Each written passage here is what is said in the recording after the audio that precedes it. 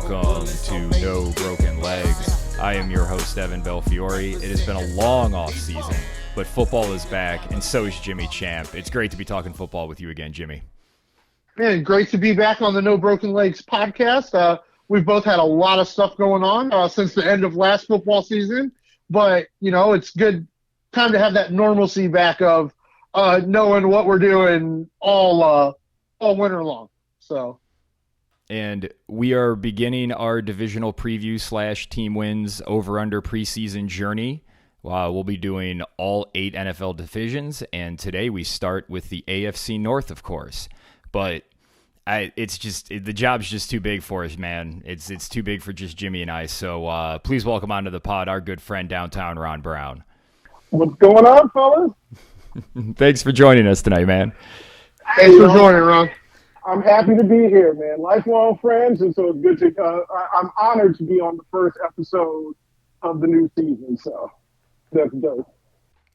We start with the Cleveland Browns, who are plus 4,000 to win the Super Bowl, plus 1,700 to win the AFC. Their over-under win total sits at 9.5. You can get plus 123 on the over, minus 152 on the under. They are plus 300 to win the division. The no is minus 128 to make the playoffs. The yes is plus 104. Jimmy, I just want to start right off the bat. Do you think the Browns win more or less than 9.5 games?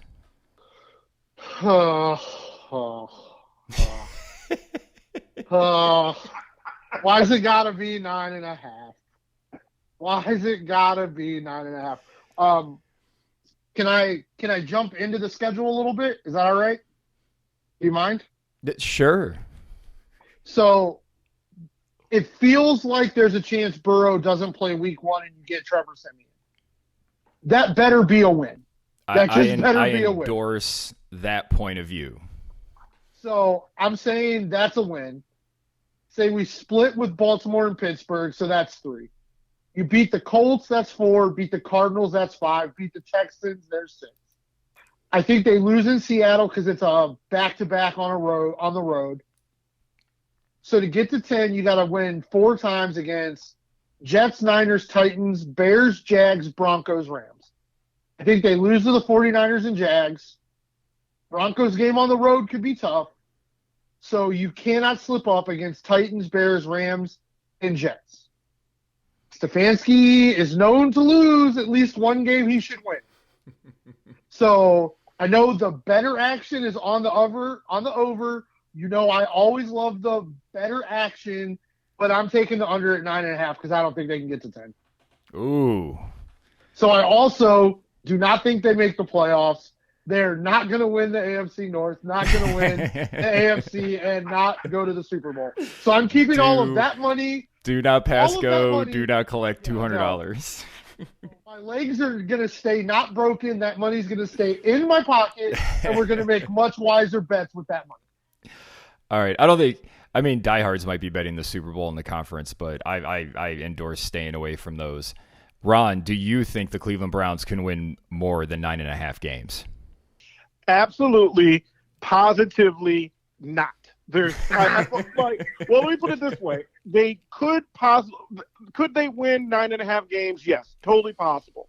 Would I put my own hard-earned money into it? I probably would not. I just don't. If it was 9, if it was 8.5, you would really have me on that one. And we all play the schedule game, but you just don't know how things are going to shake down with injuries and anything like that. And the thing for me is that we just haven't seen Deshaun Watson be Deshaun Watson from Houston on the field. And, if you had seen some of that last year, then I would be much more confident because this team's going to go the way that he goes and the way, I'd say Myles Garrett goes. Right. I'm just not confident with it. Outside of a garbage, I'll put a $10 bet on them to win the Super Bowl just to see what happens, even though I know I'm just giving my money to FanDuel or whoever you have sponsored, Right. I just want to let you gentlemen know that I can't believe I'm the only member of this podcast that thinks the Browns are going to win 10 games. Wow. I am shocked. Because I even wrote in here when we get into talking about the team, offense, defense, coaching, special teams, etc. I wrote a whole little thing here about how I'm going to sound super negative about the Browns, even though I think they're going to be pretty good this year. I think they win 10 games. If Kevin Stefanski made better decisions, I would put that up to 13. Wow. But I think what you said about Stefanski, he's going to lose at least 1 or 2 games that they should win. But the schedule's not onerous. I don't think Pittsburgh's going to be very good this year. So 4-2 in the division, I don't think is out of play. And if you catch Baltimore, what is in week 10, is Baltimore going to have everybody? I mean, I don't know. I think they get to 10 wins, and I think they make the playoffs, and maybe they're like the Giants were last year, or, the Cleveland Browns were in 2020. But in terms of being a Super Bowl contender, I think that plus 4,000 is about accurate. Like, it just comes down to expectations and what is considered success. And I'm interested, Ron, in what you think of this opinion, because Jimmy and I have talked about this. I don't think they can be held to a first or second round playoff exit standard when they traded 3 first-round picks and paid the largest contract for a quarterback ever. Like, those are win-now moves by the Cleveland Browns, and I think they should be held to win-now standards. What do you think about that? Yeah, I mean, I think the old standard was really like we had come to be like with the Browns. So like, hey, are you competitive? Do you look good? How good do you feel about this team? Are you not an embarrassment? Yes.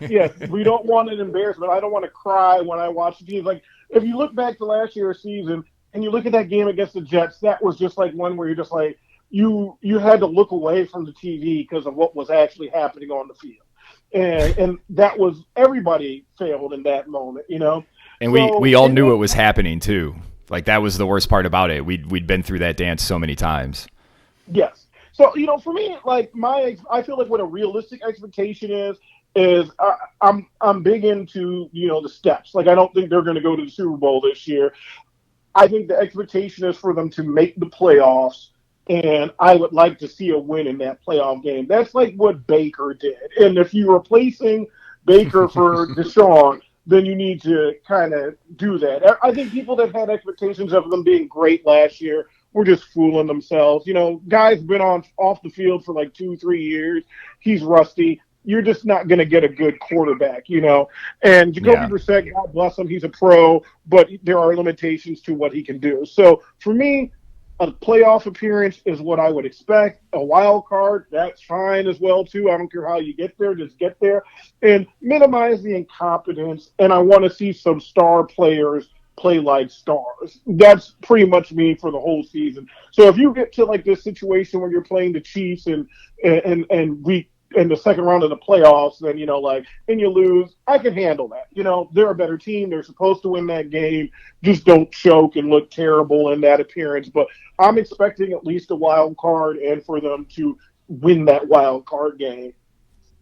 I just think that the fan base in general, if they play the Chiefs in your scenario in the second round, I don't know which would drive the fan base crazier, if they lose on like a last-second field goal like Cincinnati and Philadelphia did last year, or if they just get blown out.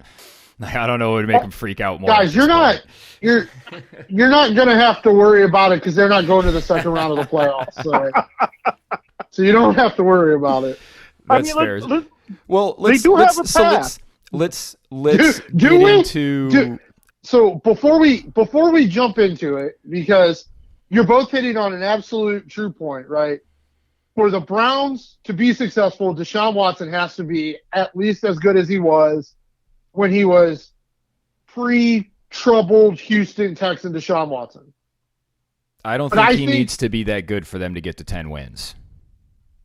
He does. I really do. But I don't think it changes the fact that even if he's that quarterback, he would still be the 6th or 7th best quarterback in the AFC. That's fair. And I just don't think it's going to be good enough. But 7 teams make the playoffs. And if he's the 7th best quarterback, then they're probably going to make the playoffs. But I think I trust the other 6 coaches more than Kevin Stefanski. Well, yeah, I mean, like let's say you get 7 teams in. Let's say that, you know, you don't know how long Joe Burrow is going to be out. So you could take an advantage where you don't have to face him right away, and he might, even though you don't play him for like say 4 weeks in a row, he might be out for the first month. You just don't know, and so that all that is an advantage for us. I think like just with our division, like Pittsburgh being down, the Ravens being kind of banged up. I mean, Lamar's, I don't trust Lamar to make it through an entire season because he just really hasn't. So, Watson's really never had an injury history or anything like that, too. So there's a path, and your out-of-conference schedule, you get the Colts on the road. They get the AFC South, which is just a huge win. And they get the NFC West, which I know San Francisco's really good. I know Seattle's really good, but I don't think the Rams or the Cardinals are any good. So no. Yeah. Like you should go 5 and what is that? Yeah. You should go 5-3 in those 8 games at worst. You're almost making, I'm almost talking myself into saying over. Oh my God. Ron, you're going to let me talk you into liking the over. This is hilarious. I'm getting pretty close to it, but yeah, I mean, there's a path. That's why I said, like, I just don't want to do it because it's like my own money. I wouldn't do it. But like, there is that path where they don't face like these juggernaut teams and they don't have to go through like a gauntlet. There's no part of the schedule that is like insanely difficult in my opinion. And you never know what's going to happen in the NFL. But I think there's a good chance that it happens. And from what I saw like with Houston today so far, there's nothing to worry about there either. Jimmy, did you want to bring up anything before we get into offense, defense, all that? You guys, you think we're crazy? I absolutely think you're crazy. Because I think every one of those teams that you guys think the Browns are going to beat have Taki circled on their board going, that's how we win right there. Just go right there and we win. Like, you guys are like, AFC South, no problem. Well, I think Derrick Henry's still a problem. Like, I hope you guys are right. I want you guys to be right. I just don't. I think when we really start talking about this offense and defense, I think I'm going to be able to talk you guys back off this ledger out on. All right. Well, how about we do that? Ron, you are our guest. Would you like to start with the offense or the defense or the special teams? No, I'm not going to do special teams. but offensively, I would say there's a lot of things to like about this team. I think the thing that concerns me the most is the depth. I just don't think we have good depth in a lot of positions. And like at the wide receiver position, like I feel like I like Cooper. I love the bringing in of Elijah Moore. So I think that's really good. I was a little disappointed with David Bell last year. I mean, I expected a little bit more because I felt like he was just such a college, But I mean, exactly. and Peoples-Jones, like I feel like there's moments, but like I feel like if one of those guys go down, and particularly if it's Cooper, you're just done. And at running back, like obviously Chubb is like just like I think he is the best running back in the NFL, like the most pure running back. When we're throwing out catching the ball, just running the ball, I think he is absolutely the best one. Just to interject, I got butchered for just saying that Chubb was definitively one of the best backs in the league, but it's amazing how we just if we take catching the ball out of the equation, he's the best. But like catching the ball is important, especially in the modern game. And I think Chubb's good catching the ball out of the backfield. Why does everybody say he's bad? Oh, yeah. And I don't think that he's bad. I think that I just don't think that's something that they've asked him to do. In the past, you've had Kareem Hunt and you have Demetric Felton. So you've had other guys, all the plays they wait. You said Demetric Felton. I mean, but they're not actually asking him to do any of those things. They're just asking. But why not? So he's their best offensive player. Yeah. But guys, he's definitely one of the 2 best running backs or 3 best running backs in the NFL. But if you hear Kevin Stefanski talk, he doesn't have really room to give Nick Chubb the ball as much as he wants because he needs to let Deshaun Watson throw the ball 50 times a game to a bunch of guys that can't run, can't catch, can't get open. Like, I don't understand. Well, I mean, like this year will be like the biggest, indictment on Stefanski because we're assuming that Watson is going to be better than he was last year. I mean, I think nobody's expecting him to be like 100% back to where he was. But if he's at 80%, that's better than Baker. That's still one of the best quarterbacks, like a tier 2. You might not like this comment, Ron, but I think if he's just what Baker Mayfield was and throws like 25 touchdowns and 8 interceptions and close to 4,000 yards, that's what they need. I think that's enough. Mm-hmm. And he'll make more plays with his feet and stuff like that. But I feel like they have the talent with Njoku, who I feel like is just underutilized. And as long as they just stop this effort to give Schwartz the ball in any circumstance whatsoever, these are just like wasted plays. And I just feel like that's like the best formula for them to succeed on offense. And if something did happen to Chubb, I feel like the system itself is good enough to make a productive runner, and you'll have to honor the run game. It's not going to be Chubb level, obviously, but we've seen it before where guys have gone out and somebody else has come in and they have had good games and have at least been serviceable. So, as far as the offense, that's like those are my thoughts, and as far as that goes. So, Jimmy, Ron touched on something that I have written down here, and that's this offense has been productive even when they've had bad quarterback play. Like they haven't been, when the quarterback's turning the ball over, they're awful. That's just every offense. But they got quite a bit of offense out of Jacoby Brissett last year, which amazed me to no end, even though Brissett made like 5 mistakes all season that cost them 4 games or something like that. Right. What do you expect this offense to not be able to put up 24-ish points a game? So I think the offense can be productive, but the problem with the offense is, and what it has been under Kevin Stefanski, is it doesn't appear he has any idea how to script a first couple series. So they tend to be behind. But also, when they need that drive to where it has to be a touchdown, that tends to be where they fail. I think they can probably still score 24 to 27 points a game, but in the NFL, that no longer means victory. And my problem is more of when they've got 17 at the half and they don't score again until the fourth quarter. Like, I think that's where the problem comes in. And I hope you guys are right. I hope Deshaun Watson is able to take a step forward, take a step back to his old self. But I just don't know if I really believe the Browns have the kinds of weapons that Deshaun Watson has succeeded with. It shouldn't be hard to be successful with the weapons Deshaun Watson has. If Njoku plays like he should play, like a superstar, he's paid like a superstar, he needs to play like a superstar. I don't understand bringing in Jordan Akins because that's just going to take snaps away from Harrison Bryant, who I think has a chance to be pretty good. I think he's shown he's pretty good. I agree, Ron. I disagree. He's the second tight end. Yeah, and he does have familiarity with Watson, if I'm not mistaken. Didn't play? Yeah, he did. He did. And so, and like Houston never really was like a big tight end. Destination. They weren't. They did have DeAndre Hopkins for a while, so like feeding that guy was a good strategy. Yeah.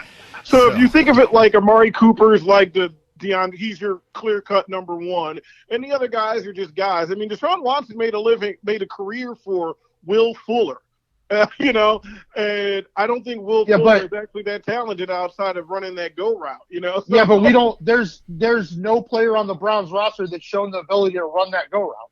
Not one. Not one. Not just kidding.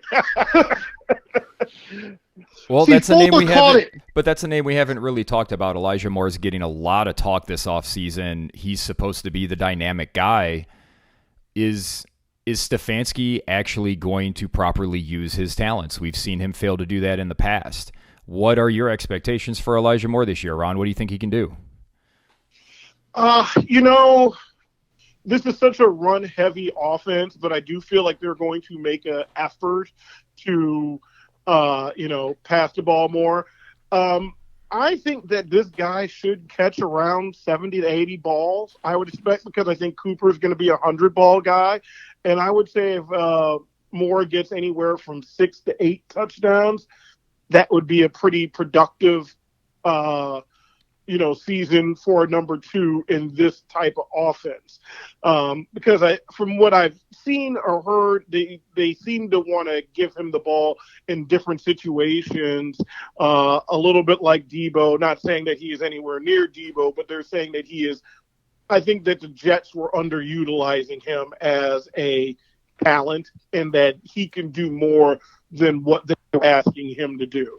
And they kind of had a loaded wide receiver room, but nobody really had a consistent quarterback or, a consistent role outside of, like, say, Garrett Wilson. Guys just kind of came in and came out of that offense. So about 70, 80 balls, and I'd say 6 to 8 touchdowns. I think that would be a really good season. I think he's going to be pretty good because they have been moving him around, even if they don't do it as much as San Francisco does with Debo. These are things that seem like no-brainers, and I'm surprised that Kevin Stefanski's doing them, which I guess is part of the Kevin Stefanski experience. Something we haven't discussed yet is the offensive line, which I'm pretty confident that 4/5 of it will be good. But that left tackle spot with Jedrick Wills, Jimmy, you and I have both said we don't think he's the guy. He's been injured a lot. Does having a more mobile quarterback help him make up for some of his deficiencies? Do you think he makes it? Do you think Wills is a Brown next year? No, I don't think so. I mean, his play would have to get just substantially better, and I don't know it. Right since his rookie year, the rumors out of camp and out of the facility is he's just not tough enough, right? He's soft, things like that, and that's about the last thing you want to hear about your left tackle. I don't think Deshaun Watson's mobility actually helps Wills. I think it might make it worse on him because he's never really shown to do a very good job of blocking in motion.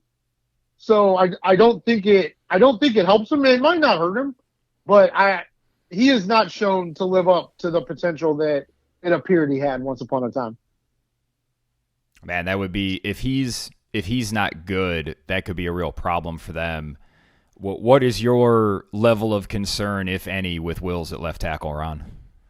I don't think that Willis being, Watson being mobile hurts Willis. I think it can only help him, especially with the decision making. He's just going to be a faster decision maker than some of the other guys that he has had the experience of having to block for.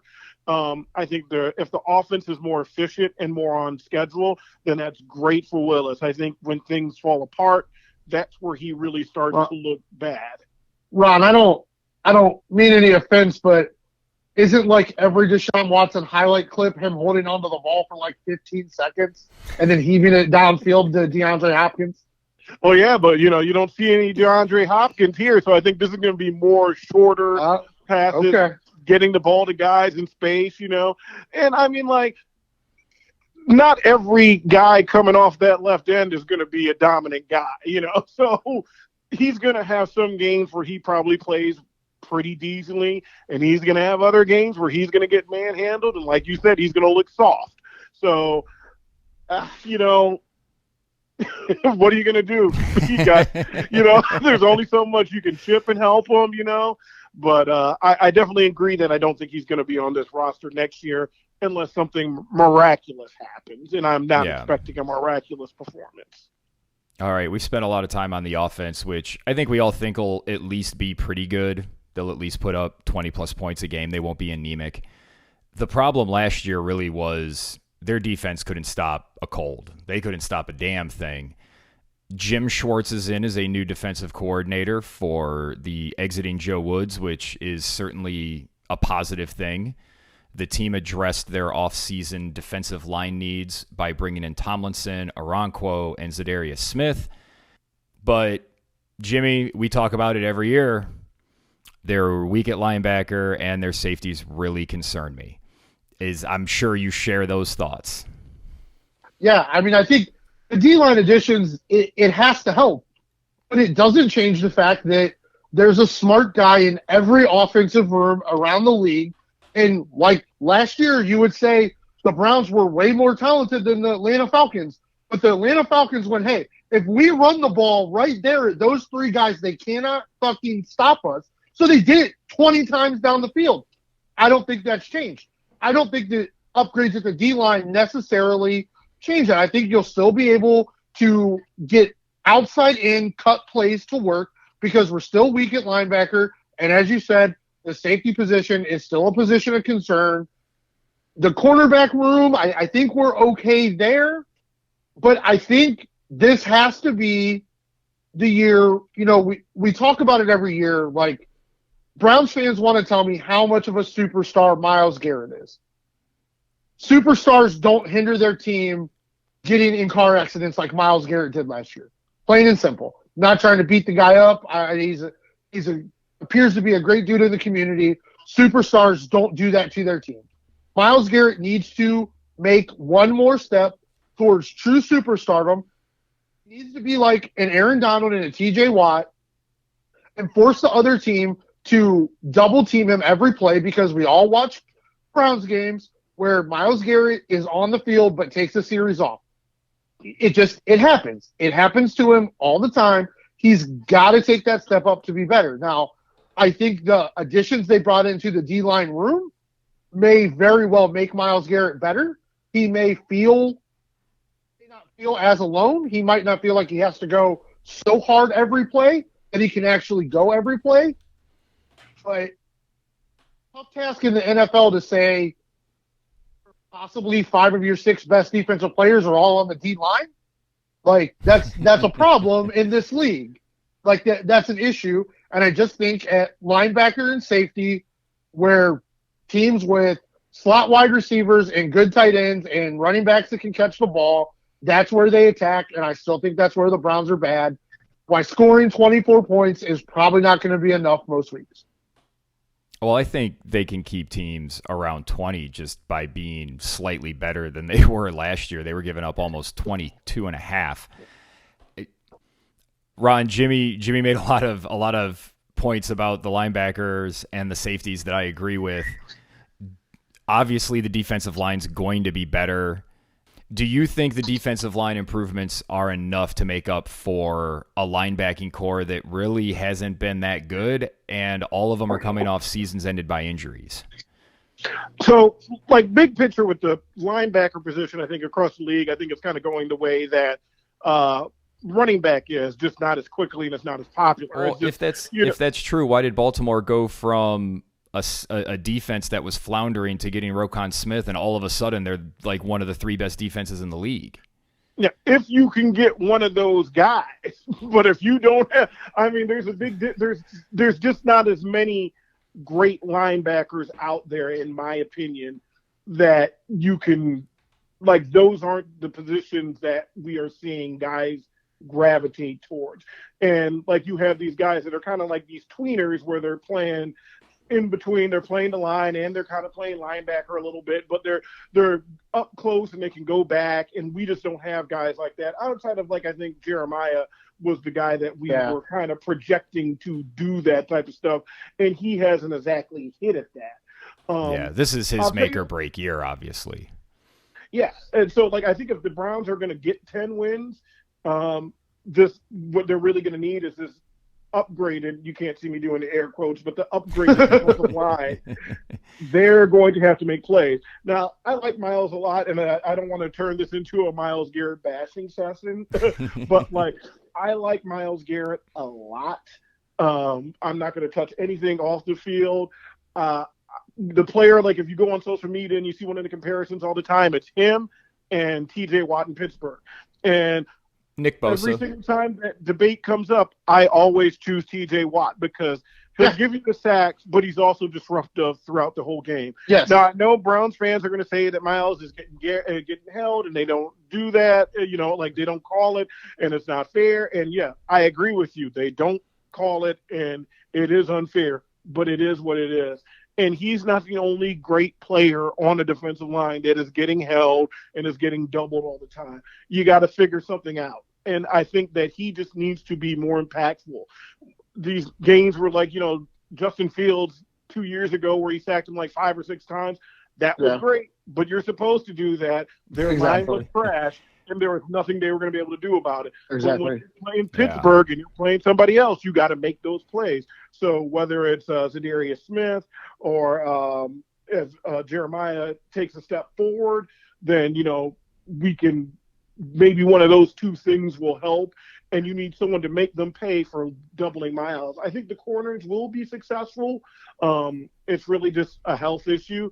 If, both Denzel Ward and Greg Newsome seem to spend a lot of time on the sidelines. So if they are playing, then I think they can be a really good tandem in the NFL. But, if they get hurt, I don't want to start getting to the point where we're, bringing in third-string corners. Trying to cover there's also the question of, can Emerson repeat his success last year? Right. We don't know. If he regresses a little, what does that look like? I mean, I have the question, how many games will Ward miss? That's just something we ask every year. Just to quickly wrap up the Myles Garrett stuff, we have the same conversation every year about him hitting the next level, and at some point it's been 4 or 5 years that we've had this same conversation. So at some point he's just this is who he is, and I know he's really good. I have him third behind Nick Bosa and TJ Watt, and one of the key differences between those three players is TJ Watt and Nick Bosa will get in your shit if you fuck up in practice, or if you're lollygagging it on some drill, or if you show up not to play and you miss an assignment. They're in your shit, and that is not who Myles Garrett is. And I think wanting him to be that is an expectation that'll never be filled, because I don't think that's who he is. But I do think that one of the biggest things this team misses is a guy who just gets in your shit when you fuck up. You might have got that a little bit in Zadarius Smith, but I think you have that in a defensive coordinator now. That's like, I think that's a big part of why they're going to win 10 games. Jim Schwartz is an addition. He just has to make them okay on defense. If they're just okay on defense, the offense, I think, is going to be good enough that, like I said, Watson can be 4,000 yards, maybe 30 touchdowns, keep the interceptions, 10 or less, and he can be, I'm just going to say it, he can be Derek Carr. Because other than the season where he was really good, that's what his numbers kind of look like, is Derek Carr. I'll take Derek Carr at this point. I have a question for you, Ron. Before last season, before the Watson trade, I had suggested that the Cleveland Browns should go into year 5, just ride it out with Baker, see what he does, keep trying to add talent, and then if Baker's good, you can consider keeping him depending on how good he is, or if he's bad, you can just get rid of him. Would you rather be where the Browns are now, or the Cleveland Browns having had their first-round picks the last 2 years, one of which was a defensive tackle that is just a beast for Philadelphia, and they had an opportunity to take a receiver last year, or that pick had an opportunity to take a receiver, and having your choice of the quarterbacks that were available this offseason? I don't care about the money. The picks does hurt, but I feel like the thing is that this locker room was really broken. There was obviously some type of disconnect with Baker and a lot of the talent. You didn't see a lot of guys jump into Baker's defense when OBJ, his dad, was making those videos, and we're like, hey, let me step up for Baker. And I think you kind of saw the last year with Baker, he played for what, 3 teams? Was it 3? Yeah. I don't want to make this about Baker. He was bad last year. He was on 3 teams. The Browns kind of fucked him over with that whole thing. Sorry, guys. I don't want to talk about Baker. Hey, for a second, we're going to talk about Baker, because with everything he went through last year, he had a more successful peak of one game than Deshaun Watson did, and I was told all offseason Deshaun Watson was ready to play. So that just tells me that the people that told you that Deshaun Watson were ready to play, you need to eliminate those toxic people from your life. no scenario. Ron, that was the Cleveland Browns coaching staff and front office. Oh, well, like I said, you need to remove those toxic people from your life. Well, I mean, if you listen to the team when they tell you stuff like that and you're using that, if you're following what the team says for your betting, that's a recipe for disaster because teams lie, man. They will fucking lie to you. I think this is basically, I would have done the same thing in some regards because this is a desperate team. We all know that the quarterback was the problem. It was a big problem with this team. You haven't had like your franchise quarterback. He didn't show it the year after they made the playoffs, and I think that's why they did that. And they went and saw this is a proven. He got hurt, and they played him hurt, and that is something that goes. Like, again, I don't want to talk about Baker on the field, but that goes to this organization not showing that they know what they're doing. The medical staff was clearing Baker to play in those games. Like, what does that say about the medical staff? What does it say about Stefanski that he's putting a quarterback out there and telling him to throw the ball 45 times a game when he knows he has an injured throwing shoulder? Yeah, but, I mean, let's put a little bit on Baker, too. I know players are going to want to play. I know. We've talked about Baker. That's all we've talked about. But nobody wants to talk about the guys that are still here that made those decisions. Has Kevin Stefanski shown that he's learned from that mistake? Is the Browns medical staff going to recognize when a player can't play? Or are they going to force him out there because the GM or the front office wants to make sure they see whether or not he gets his next contract, which is a really big thing in the NFL right now? Like, what have the Browns done to get better about the things that the people who are still here can do?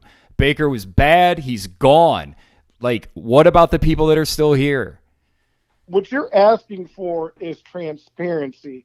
And the Browns are part of a league where transparency is minimal. No, it's not about transparency. We knew Baker was hurt and shouldn't have been cleared to play. And Stefanski should have known that he was too hurt to help them win games, especially with how we saw Keenum play. But we didn't know exactly what was wrong with him at what point. We knew that he was banged up. We don't need to know. We have eyes and saw what happened. I know we do. I know. I just want to say, for a guy that doesn't want to talk about Baker, we're just talking about Baker. But it's not even about, again, it's about the guys that are here. Has Stefanski shown that, because Stefanski still doesn't have his best offensive player on the field for big third and fourth downs. Like, this isn't like individual moments that Stefanski has shit himself. It is a mosaic of him making really big mistakes or just doing things that don't make any sense. No, I'm not the biggest Stefanski fan, but I will say this. If you go back to the year that they made the playoffs, Nick Chubb didn't play in a few games, if I'm not mistaken, especially the one right where they played Pittsburgh before. He was clearly banged up. That was the COVID year. I don't even remember if it was COVID, which he had, but he clearly had something. He's a running back, so he's going to have some injuries anyway. Yeah. But he didn't play. So it would have been easy to start that guy and play him, knowing that you needed to win that game so that you could make the playoffs. So let's put it this way. I'm not privy, and I just don't have the time to delve into whether or not they, what the trainers are doing and all that other stuff. You want it to be on the up and up. I'm going to have to assume that they're doing the best. I am skeptical, just like you, and all the points you made are like 100% valid.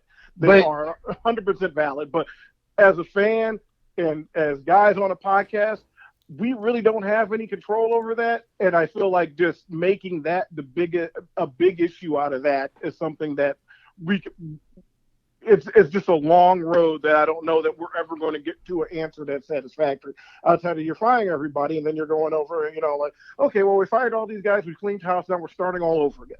This is Stefanski's fourth year. Like, this isn't like Pat Shurmur getting 1 year and being tossed, or who was it, Chizinski, that made the offense look somewhat competent when Josh Gordon was good for a second. Like, those guys were all getting fired every year. This is his fourth year. Yeah, and I think oh, go ahead. I'm sorry, Jimmy. The bringing in of Bubba Ventrone and Jim Schwartz shows that Andrew Berry does not fully trust Kevin Stefanski. I think that's like, to answer your question, I don't know how far up the pyramid went with the Baker situation, because for all we know, it very well could have been analytics saying you got to keep playing Baker, and they had to do it, right? Like, we don't quite. That's also true. Don't quite know, right? All right. I don't want to rehash fucking 2 years ago. I don't care anymore. So, but I do believe that that is part of the reason you brought in two very sought after coaches to be coordinators in Ventrone and Schwartz, because you're just not sure about Kevin Stefanski. And if there is a struggle in the early part of the season, I don't know. I don't know what that's going to look like. I don't think they'll fire Stefanski unless it's like a complete shit show. I mean, I think he's safe until at least week 8. Yeah, I think even with my questions on Stefanski, I feel like there is some stability that he has brought, and I feel like the Browns have been used to hiring coaches, firing them, hiring him and firing him, and they want to make sure they let this whole thing play out before they fire their next coach. And I think that Stefanski's job will come into jeopardy if, say, Watson looks good and it's the decision-making by Stefanski as a head coach or something systematic with, the culture of the team that is, influencing how they play on the field. If one of those two things are the reason why they're not winning games, then Stefanski will be the reason to go. But if it's, I don't even know if they're going to let him go. If, say, Watson is just like 60% to where he used to be. Yeah, I think he, because they're going to look at him and say, well, he's much better, but is he going to need another year before we really get the dividends on this trade that we made? So who really knows? But this will be the season that we're going to get a lot of answers on what kind of coach Kevin Stefanski is. Yeah, and that's going to play out, and we'll see what happens there. I have a question for both of you, and I'll pose it to Jimmy first. Does Cade York cost this team a game by missing kicks? And if so, how many? God, yes, at least 2. Wow, that's a lot. I mean, I would say 1 for sure. I mean, I keep on remembering he made the 1 kick, and everybody tweets, that's why you draft a kicker, and I'm just like, no, that's really not the case anymore. I just don't have a lot of confidence in him. Yeah, I don't think anybody has any confidence in him. I would definitely bet that over. Let's put it that. I mean, I seem to think the Browns are going to be playing much more closer games than you guys do. So I think Cade York's going to be kicking a lot, and I don't think that's good for the team, but I think that's where they're going to be.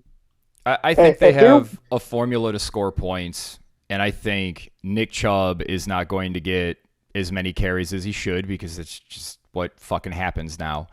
But I still think they're going to put up 24 points a game. Like, I think they're going to be able to do it. And I don't know. I think everybody, that 9.5 number, they probably win 9 or 10 games. I think that plus 110 over when they're playing the AFC South. They play the AFC South and they play the NFC West, and that feels like 4 or 5 wins, and 3-3 in the division, maybe 4-2, and then you just I don't think Denver's good. Like, I don't think Chicago's going to be good. I know we talk about them a lot, but that doesn't mean they're good. We see that every year. I think everybody's a little down on the Browns this year. I think they're going to be pretty good. They're going to be a first-round playoff exit, most likely, and I think that should be considered success for where the organization is historically, but for the moves they've made, that's just not good enough. No, it shouldn't. If they're going to have a first-round playoff exit, then they shouldn't even play the season. That's strong. Make the moves they've made and then lose in the first round of the playoffs. But I don't think they're going to make the playoffs, so it doesn't really affect my feelings. But you guys are You guys are just Wow, much I'm the higher on most the talent and the bullish on coaching the staff than I am. Browns. How long's it been since that's been able to be said? I'm not sure it's ever been able to been said amongst your friends. Yeah, the Browns are just going to brown at some point during the season. We're hopeful because we see some good things in the offense, but in the end, the Browns are going to brown. We just hope it's not to the level of some of the games that they had last year where they just really, crap the bed. All right. Well, we have 3 more teams left in the AFC North, and I think we can get through these pretty quickly. The Cincinnati Bengals are next up. There are a lot of betting houses that have pulled their Cincinnati Bengals future bets because of Joe Burrow's injury. More on that here in a second. First, their lines. Their over-under is at 11.5. You can get plus 105 on the over, minus 130 on the under, plus 900 to win the Super Bowl, minus 340 to make the playoffs, plus 260 to not make the playoffs, plus 500 to win the conference. They are the favorites in the division at plus 140. Ron, we'll start with you this time. Do you think the Cincinnati Bengals can win more than 11.5 games? I'm going to hope they do because I have a couple of parlays that I set up with the NBA Finals and with the NHL Finals, which I hit on, and I have the Bengals as a Super Bowl winner in that one because I really like the odds they had then. So I need them to do. At this point, I would not have made that bet. And I'm thinking maybe I should go ahead and cash out and get out of there while I can. But yeah, like 11 seems, well, you said 11.5. 11.5 seems a little bit iffy, and I would not put any of my money on that now unless Joe Burrow is going to be back for at least only like 2 games. If Joe Burrow was fully healthy coming into the season, would you feel confident about them winning 12 or more? Yeah, I would do that easily. Like I said, I picked them in my parlay to win the Super Bowl, so I would easily put them in there for that 12. Joe Mixon coming back, I think, is huge, and their receiving core is probably the best in the NFL, honestly. So yeah, I mean, Chase, Higgins, and Boyd are just beasts. Jimmy, does the Joe Burrow injury have you scared of taking Cincinnati over 11.5 wins? No, not at all. I think if Burrow, if he misses time to start the season, you might go 0-2, losing to Cleveland and Baltimore. But then you've got the Rams, the Titans, the Cardinals, and the Seahawks before you get to San Francisco. I think those are 4 games you can win with their roster with Trevor Siemian. And I just hope Joe Burrow's back for the 49ers game because that'll be one of the best games on the regular season schedule. I mean, that's going to be a heck of a stretch for them right there because they go back-to-back 49ers and Buffalo. So I think that'll tell us a lot. That'll tell us a lot about all 3 of those teams. So I'm looking forward to that. But I think outside of those 2 games, I think what you think the Browns are going to do against the AFC South and in conference is what I think the Bengals are actually going to do. So fair. I think they can win games with Trevor Siemian after the first 2. Now, if Burrow's not back by that 49ers game, then I'm going to be upset about Bengals' future bets I've made. Yeah, I'm taking the under. I was an over, but this seems to be the type of injury that's probably going to hamper him all year. And I had them winning. They're not going to sweep San Francisco. I think they have KC this year too, and Buffalo. Yeah, towards the end of the season. You're not going to sweep all 3 of those, but could they win 2 of those? Yeah, and if they win 2 of those, they're probably winning 13 games pretty easily. But I just those types of injuries, man, lower body injuries really scare me. I think I think the problem is not how many games he misses. I think it's going to be him rushing back.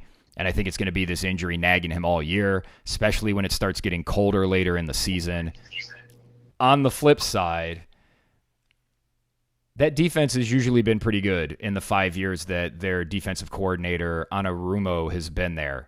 So they just seem to always be pretty good on defense. Not as good as Baltimore or Pittsburgh, but they seem to be better offensively. I'm taking the under, but I'm not betting anything with Cincinnati until I see what Joe Burrow looks like. Yeah, and I just want to say, I'm going to push back a little more on what Jimmy said.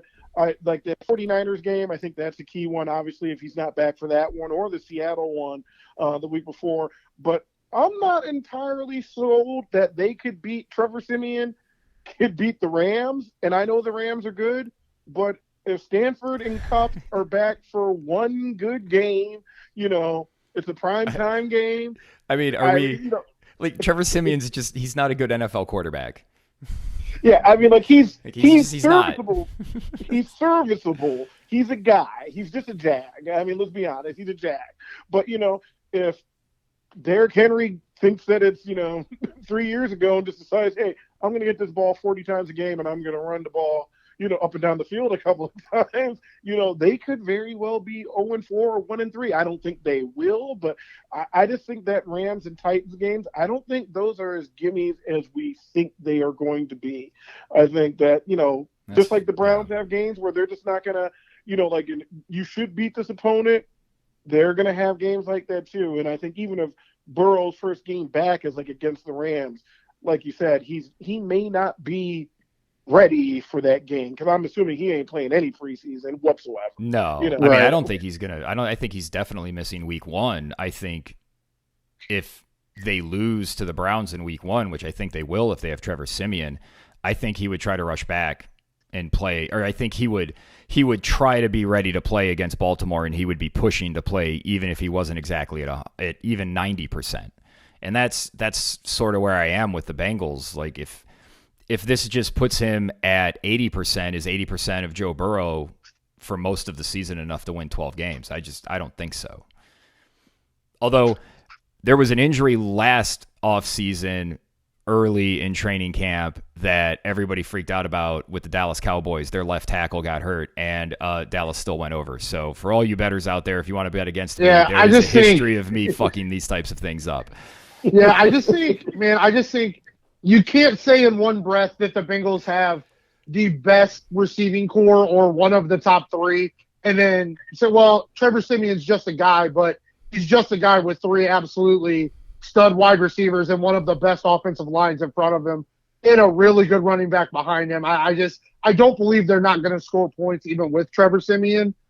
So I hope you guys are right. I hope you guys are right. I hope you guys are right that the rest of the AFC North sucks and the Browns are the only good team. I hope you're right, but me too. I just don't know about it. Well, I don't think the Browns are the only good team in the AFC North because the next team we have to talk about are the Baltimore Ravens. To win the Super Bowl, the Baltimore Ravens are plus 1,800. Yes to make the playoffs, minus 160. No, plus 130. Over-under is 9.5. Minus 170 on the over, plus 145 on the under. To win the conference, they're plus 1,100. To win the division, they are plus 210. This is like the quintessential high ceiling, low floor team, right? Like there's going to be moments where everybody's healthy, everybody's on the field, and they look like an absolute juggernaut. Like that's probably going to happen for part of this season, right, Ron? Yeah, I mean, I'm not saying it's going to happen in January and February. I'm just saying there's going to be like a 5-week stretch or maybe not 5, but like a 3 or 4 week stretch where everybody just goes, oh, holy shit. If they can all stay healthy, that team's fucking money. Yeah. It's funny because I go back and forth. So like, obviously just a little bit behind the curtain with me, I feel like some type of feeling that I have to sometimes defend black quarterbacks just being a black guy. I'm just like, hey, we don't have a lot, so I got to kind of support him, but he's on the Ravens. I don't really want to support him that much. But, the other thing is that, like, I think his MVP year is fantastic, but every other year after that has been kind of, and I think that, wideouts really didn't go there for a long time. Because, like they saw something. Now, but it could have just been the offense, but I actually would probably do this 9.5. I would probably do that one because I feel like if things, like Evan said, if things do hit, if everybody's good at the same time, then, you get like a 2-month period where Dobbins is playing and OBJ is playing and, Zay Jones comes in and is looking good too, then yeah, I'd take that 9.5. Their defense is good. I'd take it. And their schedule isn't frightening to me as well either. There's a lot of games that they should win. And I believe they also get the Bengals early, so they might get. Yeah, that's game 2. Yeah, we're going to talk about that here in a second. All right, Jimmy, what do you think? 9.5. All right, so I totally agree. I totally agree with a lot of what you said, Ron. But I think I hated it before Lamar's injury started to happen because he was actually trusting himself to throw the football down the field outside the numbers, which then just opened up the middle of the field for Mark Andrews even more. And I think that showed with the wide receivers that have now signed there. I like all of the free agent signings. If Odell gives them 3 or 4 good games, Nelson Aguilar gives them 3 or 4 good games. I like Rashad Bateman. I like Zay Flowers. I like Devin Duvernay. I think the wide receiver room is good. We know the tight end room is one of the best. They revamped their offensive line a little bit for the problems they had. Dobbins, if he's healthy, great. If not, I think Gus Edwards and Justice Hill are really good. I think the defense is still really good. But you look at the start of the start of their schedule, you got the Texans.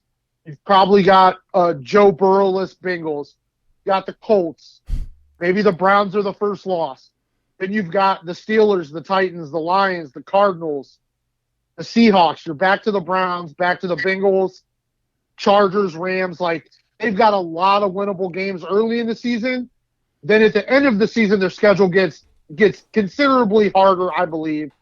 But I have to take the over here. I think 10 wins is about where they're going to end up. I see really 10 or 11 on the schedule because I'm down on a couple teams that some people are higher on. But I think the roster is actually better. I love the improvements of offensive line. The defense, to me, they made some upgrades there too. I think the Ravens are going to be really good this year. I think it's going to be nice to see what – maybe nice isn't the right word. I'm very curious to see the difference in Lamar Jackson's play this year because he played cautious all last year. We all saw it. He played cautious. He didn't want to get hurt. Like, it was there. We all watched it happen. And that was the exact opposite of what made him explosive, what made him an MVP. So I'm curious to see if he can just get that back. I agree with both of you. I think they're winning 10 or 11 games this year, and if they're fully healthy come playoff time, they're just going to scare the shit out of everybody. That defense is really good. They were 3rd in points allowed last year. They're just always good defensively, and they made the playoffs with Tyler Huntley. If Lamar plays 3 more games than he did last year, then I trust them to get to 10. And it just never ceases to anger me how Baltimore continues to be a model NFL franchise. It is just one of the most infuriating things to have to endure as a sports fan. Yeah. One of the other things that has been really fucking annoying to endure as a Browns fan is fucking Mike Tomlin, man. That dude just has never had a losing season. He just refuses to do it. But that may be changing this year. Their over-under right now sits at 8.5, minus 121 on the over, minus 103 on the under. So they're pretty much flipping a coin. It's like nobody wants to bet either way. To make the playoffs, they're minus 155 no, plus 140 yes, plus 6,000 to win the Super Bowl, plus 3,500 to win the conference, plus 550 to win the division if you want to throw your money away. I mean, it just comes down to it. Ron, is Mike Tomlin going to keep this streak going? I think they're going to go. I think he's going to at least win 8 games this season. I think he's just that good of a coach. But can they get to 9? I just don't see that yet. He is a really good coach. And piggyback what I said about black quarterbacks and black head coaches. Same thing goes. I wish he was coaching somewhere else other than in that team. And I watch Steeler fans, talk about how, we got to get rid of him. I would bring him in a second. It's the most infuriating thing I've ever seen in my entire life. But yeah, I hate it. I hate the Steelers fans. Yeah, I hate the Steelers fans make me defend the fucking Steelers. I hate it. I hate it so much. Yeah, I just don't see again, you know, like they have a couple of games. Like there is a like I don't think Najee Harris is actually that good. I think they've already ran him into the ground, and I just don't see him going back to like, oh yeah, I'm going to be like how I was the first year. He just really wasn't that efficient. I think Kenny Pickens is overrated, and I think they have some good receivers, but I just don't trust them enough to make plays. And they're also a team where if TJ Watt gets hurt, you will get the effort and intensity, but like he does so much for that team that you can't replace it. You know, it's just like that team's not going to win some of the games that they would normally win if he would have been there. So like I would bet the under on that. I don't think they're going to get to 9. I do think 8 is a really good number. And I would probably be watching the games. Like if I saw TJ Watt get hurt live, I'm going to go immediately and see if I can get an under for that total for the remainder of the season. Yeah, well, the defense is always good, and it really comes down to Kenny Pickett as the quarterback. Jimmy, are you a believer in Kenny Pickett keeping Mike Tomlin's winning season streak alive?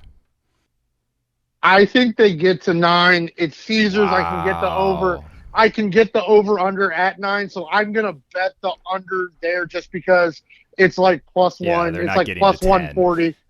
Yeah, it's like plus 140 on the under, so I'm going to bet the under there. But, I mean, it's like – I guess my problem is I hope that Deshaun Watson is really good this year, but I'm no more optimistic about Deshaun Watson than I am about Kenny Pickett. Either one of them could be great. And the thing is, like when we're talking about Pittsburgh, Baltimore, and Cincinnati, just like Cleveland, they also get to play the AFC South and the NFC West. Mike Tomlin don't lose those games. I can't say the same thing about Kevin Stefanski. Mike Tomlin doesn't lose games he shouldn't lose. It's just what it is. He doesn't lose those games. So they also get those 8 games. So I think they get to 9. I hate it. I'm a little higher on the wide receiver room than Ron is, but I'm a big Allen Robinson stan. I just can't leave him. So I hear how good he's going to be every year, and I'm always tempted to take him in fantasy, and I always look at his seasons, and it's just like, why does everybody think he's going to break out? Yeah, I know he's not, but I can't quit him. If anybody makes the leap in that receiver room, it's probably the what's his name, Pickens, the kid they took last year out of Georgia. To what you were saying, Ron, about Najee Harris. Like, I think he might be good, but I don't think anybody is concerned about Kenny Pickett beating them over the top. And as long as you have a quarterback in, like, the way I've been talking about this for 2 or 3 years now, teams have to be built to beat guys like Josh Allen and Patrick Mahomes. And if you have a quarterback that can't stretch the field or at least spread you out horizontally, like your defenses are going to swallow you up. And that's what I think is happening to Najee Harris is like, I don't see how any other running back would be doing much more in that place, because say what you want about Roethlisberger in his last few years, he wasn't a very good quarterback, but he could still launch it downfield and you were scared of him connecting with one of those receivers. And I think that's why Harris was good his rookie year. I just like this league's about explosive quarterbacks, and Kenny Pickett is not an explosive quarterback. Yeah, you got to be a playmaker at the quarterback position anymore. You can't get away with Trent Dilfer and a really strong defense anymore. Those days are over. You need someone that can consistently make plays, not only just plays downfield, but dynamic plays at game-changing, the momentum-changing type of plays. And we haven't seen anything like that from Kenny Pickett yet. I'm actually really high on the Steelers receivers. I've just given up on Allen Robinson. I like 2 years is okay. You know, like the receivers typically don't get better when they get older after, I think he's like, 28, 29 or something. Oh, yeah. He's not. I totally get it. Yeah, I totally get it. I just can't quit him. I just can't do it. Just one of those guys. I can't. I can't. And I think the all-new secondary, I can't believe the league really let them draft Joey Porter Jr. I can't believe that was allowed to happen. There should have been an immediate hearing or something that shouldn't have Look, been that allowed. wasn't even the most egregious thing that happened in the draft. Like they let the Eagles just, hey, we'll just draft the best defensive tackle in the league at 9, and pair him with the best defensive tackle that came out last year. Yeah. So yeah, I do like. I think with where he is in his career, with the kind of defense that Pittsburgh plays, I think Patrick Peterson can still add some value. To a point, I think Well, they they're got still a going to lot be out of good. Minka Fitzpatrick when I didn't Yeah. think he was that good anymore, and they got a lot out of him. Same thing with Joe Hayden. Yeah, it's just going to say be. this about Joey Porter Jr. The Steelers historically do not draft corner well. And I thought that Joey Porter, if you took his name off his jersey, he wasn't as impressive when I watched him at Penn State. When I watched him, I was like, oh, Really? He's a beast. I thought this guy was going to be a beast. And I turned on him just like, I mean, you're good, but you're not like, I was expecting like, Marshawn Latimer, this is just average. And well, then, I mean, you you may have a skewed perspective on cornerback play watching just the bevy of cornerbacks that Ohio State has been producing for years on end. So true. Yeah. So if you think true, he's average compared to them, then that means he's probably like goodish compared to everybody else. Enough, yeah.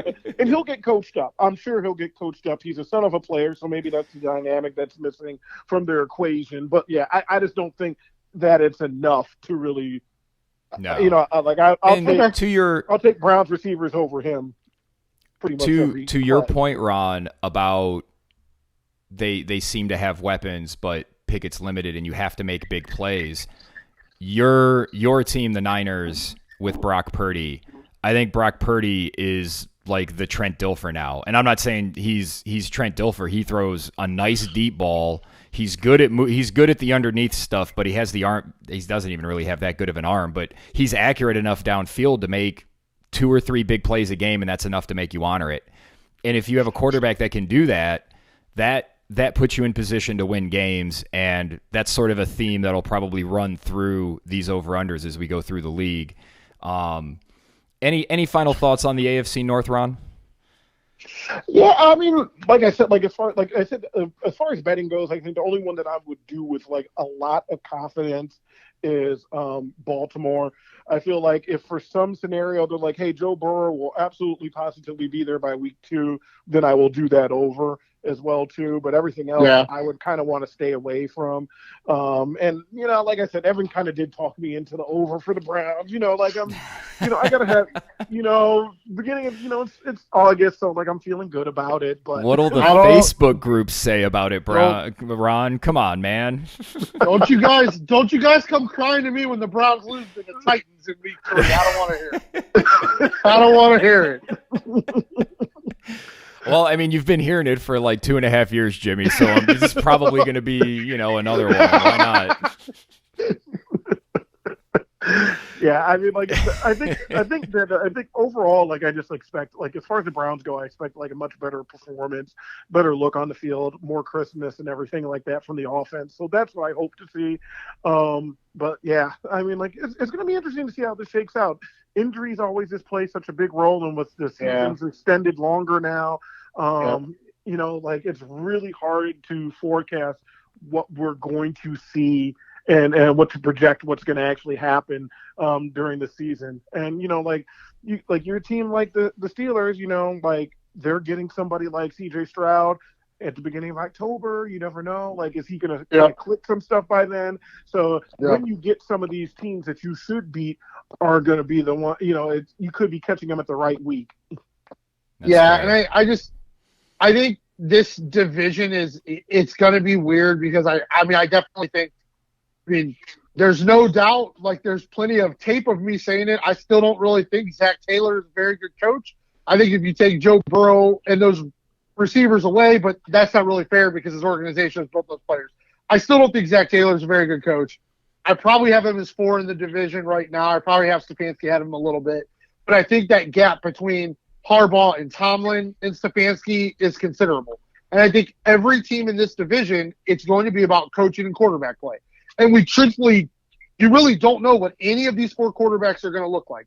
We have an idea, we have a thought, but we don't know. And I think it's really weird that all 4 teams are in that situation because we don't know what Lamar's going to look like. What's Burrow going to look like? Does he rush back? Does he not rush back? What does Deshaun look like? And is Kenny Pickett going to take a step? I hope not, because I think the roster is actually really good. If he can take the top off of a defense with Najee, I agree with you, Evan. I think that makes Najee more explosive, like he was when he got to play with Roethlisberger. Yeah. So I think this division, it's going to be weird and something like we didn't talk about. I really do think that early bye is going to be a problem for Cleveland. That has a lot of games to play, a lot of tough games to play after week 5 without another break. So I think that's going to play a factor in those injuries, that health, that freshness at the end of the season when you've got teams like where you might really, if you are looking for a playoff spot, you're probably vying with a team. Maybe you're vying for a team with a team like Jacksonville, the teams in the division towards the end of the season. I think it's going to make a difference. But to me, this is I don't even know if there's a make year for Kevin Stefanski. I think this is only a break year. Like, I really don't know what that ceiling has to be for this team for everybody to say, wow, Kevin Stefanski was great this year. I'm really not sure what that is, and that sucks for him. All the talk about how good Ventrone and how good Schwartz are, he had to listen to a little bit of it, and it had to bother him a little bit that they're replacing his 2 guys that he brought in, and everybody's like, oh, great, we finally have some coordinators. Yeah, but those guys sucked. And I agree. I absolutely agree with that, without a doubt. I think it's addition by subtraction. Like, that's not even an opinion. That's just an objective. Yeah, it's fact. We all have eyes. We saw it last year. Absolutely. But I just think these division games, like, with all 4 of the teams playing each other early and then late in, like, back-to-back games, I think it's going to be weird. I think you're going to see some big swings in the division because of that. But I just think the rosters are all pretty close, and a lot of times I'm going to take Tomlin's team and Harbaugh's team over the other 2. That's fair. I think in closing, this is going to be the best division in football. I think they'll have one of the best wins for sure. The AFC East, and I'm a little down on some teams in the NFC East. I think they get 3 teams in the playoffs again. Who those 3 teams are, I think it's Baltimore, Cincinnati, and Cleveland. But it could very easily, Pittsburgh could sneak in there because they're just fucking Jason Voorhees and they refuse to be bad. But just in general, I think I really, I think you're onto something there, Jimmy, with coaching, because like the coaching really does matter when you have to face Tomlin and Harbaugh. And I'm not a big Zach Taylor guy either, but the dude's made a Super Bowl and he's made an AFC championship game. And last year I had the thought that he's the planner and that on game day it's Joe Burrow's team. Like he's the guy out there leading the charge. He's the general. Sort of like I'm a big Battles of Antiquity guy. A lot of times you would have the rulers would go and, they'd go to the big battle. But when it was time to actually start the battle, they would hand control over to their top general. And that's something that I kind of think they have set up in Cincinnati, where Taylor is just doing all of the prep work, getting this team ready to play, and then just letting his guys do it. So I'm kind of waving the white flag on him being a bad coach. I'm not saying he's a good coach. Well, I mean, I guess I have that's to. Fair. I mean, he's been to an AFC championship game and a Super Bowl. Like, right. I mean, we'll find out. Aaron Donald had to make a hell of a play or he'd have a Super Bowl ring. Yeah. So I guess, how can we say he's not at least good? Well, we'll find out how good he is without Joe Burrow. I think that. I guess that's what hangs over the whole thing, and that's the big mystery that we'll really have to see play out. Well, this has been a lot of fun. Like really cover up a multitude of problems too. Just that's the thing that keeps on playing in my head. You got these guys that are so good. If you have an off day coaching, you can make up with these uber talented guys that are just like otherworldly. So like you said, he coached the Super Bowl, and if Aaron Donald doesn't make a great play, Yeah. they were champs. It's crazy. This has been a lot of fun. We even managed to talk about Baker Mayfield yet again. Hey, you brought him up. I didn't bring him up. You did. Ron brought him up. No, you brought him up. But that's okay. You can't blame me. I'm a guest. And thank you for joining us, Ron. We appreciate having you on. Anytime, guys. Anytime. I was glad to be here. It was a lot of fun. Are you going to join us when we do the NFC West? I will join you for NFC West, or if you do college football at all, I'm all about that too. So, Sounds and that's good. where I do most of my bets. So. Nice. Right on. Jimmy, it's great to start another NFL season talking about the AFC North. We'll do this a couple more times, so thank you for joining me tonight. No place I'd rather be, brother. And we would like to thank all of you for listening. For Jimmy Champ and Ron Brown, I am Evan Belfiore. Thank you for listening to No Broken Legs.